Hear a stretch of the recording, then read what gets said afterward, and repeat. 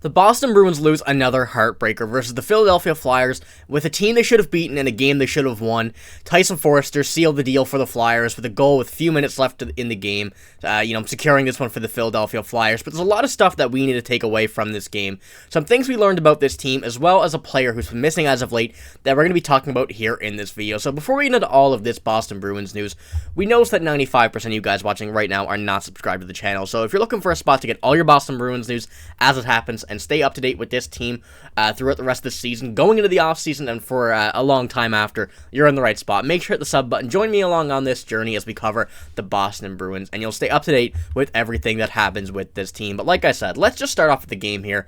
This is not a good look for the Boston Bruins, losing to the Philadelphia Flyers, a team who, really haven't found what they wanted to do this season. Their captain is being benched, and they're just going through a whole lot of issues. In a game where the Boston Bruins, number one in the NHL, should win this game, they end up not doing so. But as you can see here, we're going to pull up this one first. Once again, another fantastic game from Justin Brazeau. Him and Danton Heinen, the two goal scorers in this game. Two beautiful goals from the Bruins there, but simply couldn't get it done. But I'll pull this up again in a moment. Let's just take a look at the box score here real quick as well. As like I said, Danton Heinen, Justin Brazeau, the two goals in this game coming from, two unlikely guys. If you want to even consider Justin Brazeau an unlikely guy now, how good he's been playing. But still, the Bruins, they should win this game. There's a lot missing from this team that we've noticed over the past few games, over the past few days. They just really haven't seemed to be wanting it as much as they should be able to, knowing that they're going to be a playoff team, that they are not the best team in the playoffs, and that they're going to need a lot more from everybody on this team if they want to go out and, make an effort and make a good end result for this team in the playoffs. But I'll pull up this once again, the stat card here. I love putting this screenshot up. It really shows how good people have been in and out of games. But there's one here that, really I don't like seeing. It's Brandon Carlo and Hampus Lindholm, that second pairing defense right at the bottom. This has been a pretty tough looking defensive pairing for a little while now, and some things need to start changing for this. This cannot be happening night in, night out, where a second pairing defense, two notable names, two solid NHL veteran guys, are getting burned, getting torched by people going down the wing, coming right through the middle, and they just seem to not be able to do anything at all. We've seen shades of good games from both of these guys. Lindholm, after his injury, looked like he may have turned everything around, but back to normal. Brandon Carlo, not using his size, a guy who, once again, pairing with Lindholm, just kind of gets walked, and it can't keep happening. It really can't keep happening, knowing that the Bruins do not have as much offensive firepower and, physical size that they've used over these past few seasons.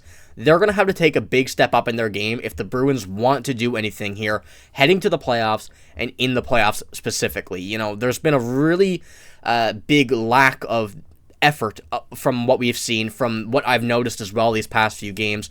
It just seems like they haven't been able to want it, like I said, and that's really what can't happen. They need to go into it. But like I said, let's get deeper into this here. This needs to change. I'm talking about this lineup here, this defensive pairing, this line of Brandon Carlo and Hampus Lindholm. You can see that second pairing being locked up for as long as they are. Something has to change. We cannot keep going with this defensive pairing in Lindholm and Carlo if it is not going to work. We've seen, Parker Wotherspoon, Mason Lohrei back in the lineup here tonight. Kevin Shattenkirk out, Andrew Pekin. We need Wotherspoon in here somewhere. Honestly, if I'm being completely 100% honest, I don't care what this lineup change is, as long as those two get a change for once, a change of scenery, and see if something else can work. This has not been working. Simply as that, it has not been working. And like I said, with the contracts there, you can see Hampus Lindholm, Brandon Carlo, number 2 and 3 paid defensemen on this Bruins team, locked up for the next 4 seasons. That could be a pairing for a long time. A no trade clause, no move clause for Lindholm, a modified no trade clause for Brandon Carlo. Some things are going to have to happen, whether it's a trade, whether it's something else. I don't care. We need to see a change on this, though, and let me know what you think about this. I've seen a lot of comments, a lot of concern about this lineup, or this line, I guess you could say, on Twitter, X, whatnot, The Athletic, everything. There's always been a significant concern about this pairing. in a loss like this, a game that they should win, those two being two of the worst players on the ice for this game, per the stat card here, as you can see, along with another guy that we're going to mention here in a bit. But let's continue on with the defense a bit. Like, I just want to say that, Charlie McAvoy has been okay lately. He's been, you want him to be better, but he's been good. We've seen Mason Lohrei, Parker Waugh. There's been two guys have been fantastic. Andrew Peeke, very good since he's been traded to the Boston Bruins, finally having that opportunity. And Matt Grzelcyk he's been there. I don't want to say he's been playing horribly. I don't want to say he's been playing good, but last game against the Rangers, he had 7 block shots. That's definitely a bonus for him, a big step up in what he's been doing. So you got to give him props where it's due. But Carlo and Hampus Lindholm, something has to happen, and I just want to put that out there, knowing that this is a big concern Bruins fans have. A lot of people are doing it, and I want to see what everybody's thinking on this. I want to see what other people are thinking the Bruins should do and whatnot, and it's really just a major point for concern. And so is this. We have another topic here. Where has Brad Marchand been? Where's he been?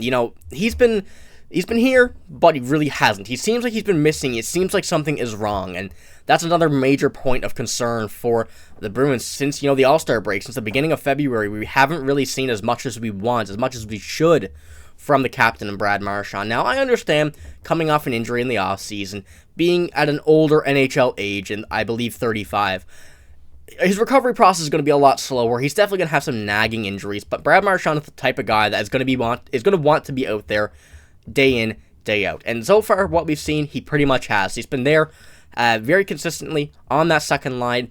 Probably not the most ideal pairing for Brad Marchand, but once again, we have to, work with what we're working with. There's not too much on this roster that, the Bruins used to have as in size, as in, a solid centerman, like Patrice Bergeron, like David Krejci, two big pieces that they are missing here.